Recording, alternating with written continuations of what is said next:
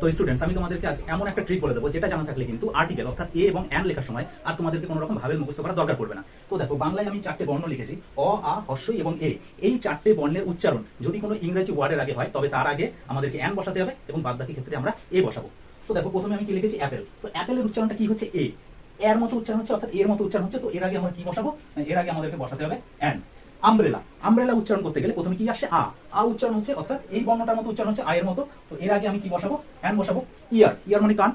তো কানের উচ্চারণ করার আগে আমাদেরকে হর্ষ এর উচ্চারণ হচ্ছে, তো এর আগেও কি বসবে? অ্যান বসবে। অক্টোপাস। তো অক্টোপাস উচ্চারণ করতে গেলে দেখো আমাদেরকে অ এর মতো উচ্চারণ হচ্ছে, তো অ এর মতো যদি উচ্চারণ হয় এখানেও আমাদেরকে অ্যান বসাতে হবে। এরপর হচ্ছে আওয়ার। এখানে এইচ আছে, এইচটা কনসোনেন্ট, কিন্তু তার সত্ত্বেও কিন্তু আমাদের উচ্চারণটা কি হচ্ছে? আওয়ার, অর্থাৎ আয়ের মতো উচ্চারণ হচ্ছে, সেজন্য এখানেও আমাদেরকে অ্যান বসাতে হবে। তো এবারে লক্ষ্য করো, ইউনিভার্সিটি। ইউ হচ্ছে ভাবেল, কিন্তু তার সত্ত্বেও কিন্তু উচ্চারণটা আমাদের ইউ হচ্ছে, হর্ষের মতো উচ্চারণ হচ্ছে না, হচ্ছে ইউ এর মতো, মানে হর্ষই হর্ষবের মতো উচ্চারণ হচ্ছে। তো সেক্ষেত্রে আমাদেরকে এ বসাতে হবে এবং